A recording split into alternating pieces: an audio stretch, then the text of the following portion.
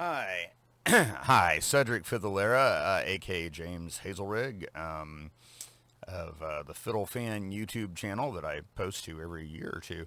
Hi. I posted on Facebook the other day, or today, actually, yeah, it was today, about how yesterday I broke out my 4x4 fiddle and have been playing with it, and it was, leading to feeling like my brain is stretched in weird ways. And so I've been explaining it, and there were a lot of questions, and people wanted pictures. And I thought, you know what, this would make a lot more sense if I just make a video. The thing is, I'm using my real quick and dirty home webcam setup, so I'm getting close to this mic, and hopefully my voice is coming through. When I play the fiddle, it's going to be fairly loud compared to my voice if I weren't leaning in. So anyway, I'll try to explain this and try to keep my mouth close enough to the microphone that it all kind of makes some sense. So this is the fiddle I'm talking about.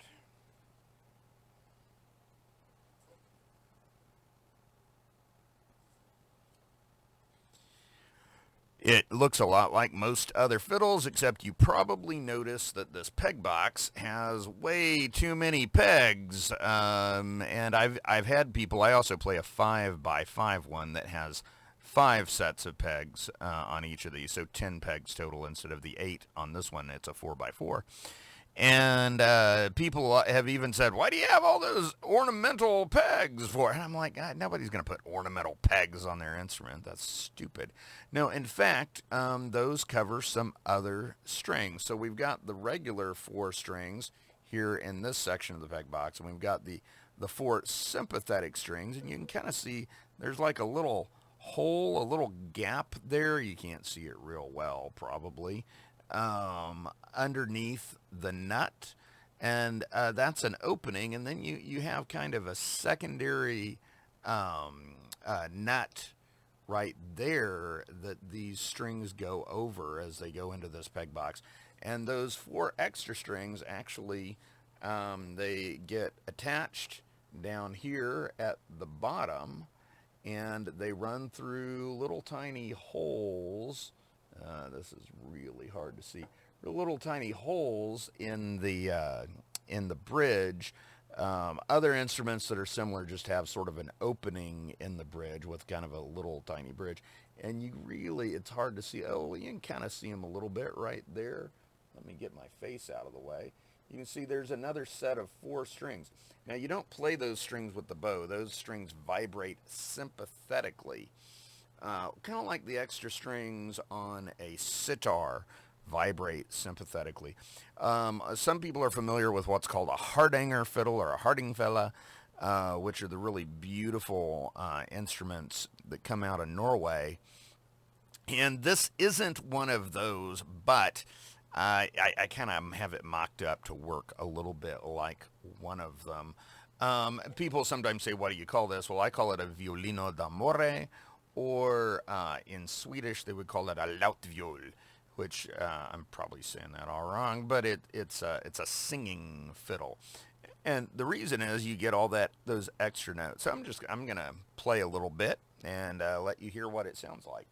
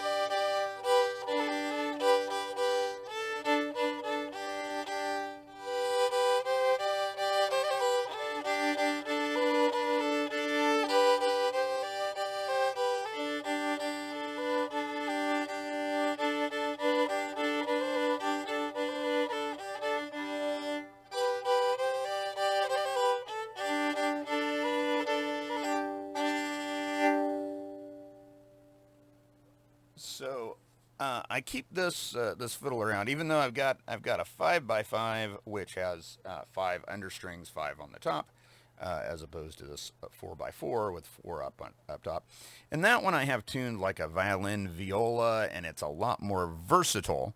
This one is in what's called an open tuning. So we've got down here at the bottom, we've got a G, just like on a regular violin, and then a D. But then, and those are a fifth apart. Now, normally on a violin, all the strings are a fifth apart. So you have G, D, A, E, which doesn't make a chord. But in an open-tuned instrument or a cross-tuned fiddle, they do end up making a kind of chord. So we have G, D, and then we have G again, and then we have B, which is a major third up from that G. So all of these together create a G major chord, which is kind of cool. And then I've got the understrings tuned also to kind of complement that setup. I think, let's see, I've got a B, a D, an E, and a G, I think. I think that's what I've got down there. And so that kind of tuning is actually... I got it from the Norwegians, who have a whole bunch of names for it, but they call it a troll tuning, which means a magical tuning, or a tuning associated with magical creatures. And you can kind of hear why. It's got an enchanting, otherworldly kind of sound to it. They also call it gray light tuning, because once you've been through all the various other ways to tune it, when you've gotten to the part of the night where you have the light before the dawn, then that's when you go to this particular tuning. Now, in America, they generally didn't have fiddles with the understrings, but the top 4 strings, they did a lot of cross tunings, and that's called calico tuning, after a tune called Calico, which I don't know how to play. So there are some kind of cool things about it. Especially the fact that you get that major third, and so you have 3 different options for what to play when you're playing that note. Grab that bow. One of the options is to simply play the 2 strings open. The other option is to put your finger down and get that note. But you almost always play double stops in this type of playing, so you get a unison, which is, it's kind of a cool effect that fiddlers often go for, even in traditionally tuned instruments, where you're playing the same note on 2 strings. And it has but they're never perfect, so you get a little, it's kind of cool. And then the other option is to play that note with the lower string, and you get a 6th.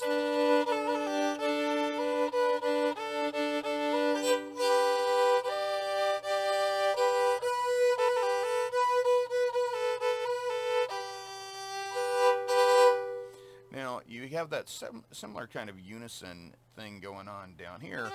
Anytime you're playing this note, this open G, you can play it with the 3rd up above it, you can play it with the 4th down below it, or you can put your finger down, play it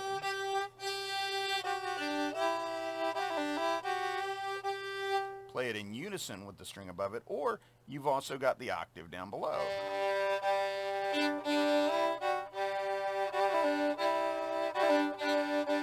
Which is pretty familiar to, conventionally tuned fiddle players. So, in Norway, there is a famous tune that uses this tuning called Fannitulen, which means the devil's tune. And what's interesting about that, well, there's a lot of interesting things about it, but this tuning actually facilitates the playing of a tritone, a diminished 5th. That is not something you can normally play in a standard tuned violin. In fact, in Camille Saint-Saëns' Danse Macabre, you have a tritone, but you have to change the tuning of the fiddle to make it happen. So in this case, we've got that minor 3rd, and usually to get the 4th, You put your finger there, and then you get the fifth. But if you put your finger here, you get a tritone. So Fanatulin, I can't play it all, but it starts out.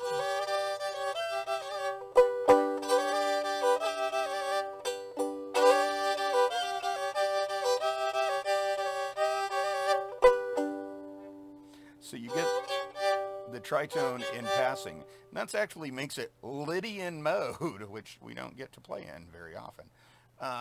So that's the other cool thing. Now, what I've also noticed about this particular tuning is that a lot of the traditional Scottish songs seem to sit really well in this tuning. So let me see if I can make Loch Lomond work. It is a little bit of a mental exercise playing this instrument because the fingering is all weird, and so I like it. It stretches my brain. But let's see if I can make Loch Lomond work, and if it doesn't, please overlook any mistakes I make.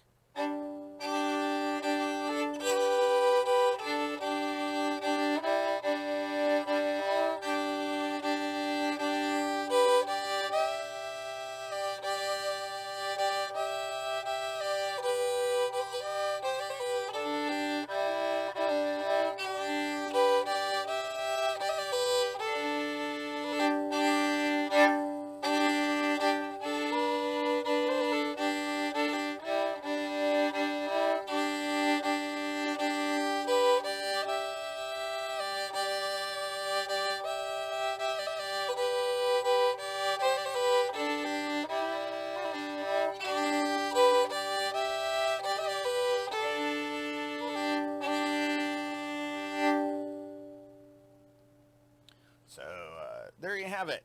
That is my Violino D'Amore. The thing about open tunings in instruments is they sound really cool, but you're pretty much stuck playing in one key. So it's not a very efficient instrument, not a very versatile instrument in terms of playing with other people. And so that's kind of why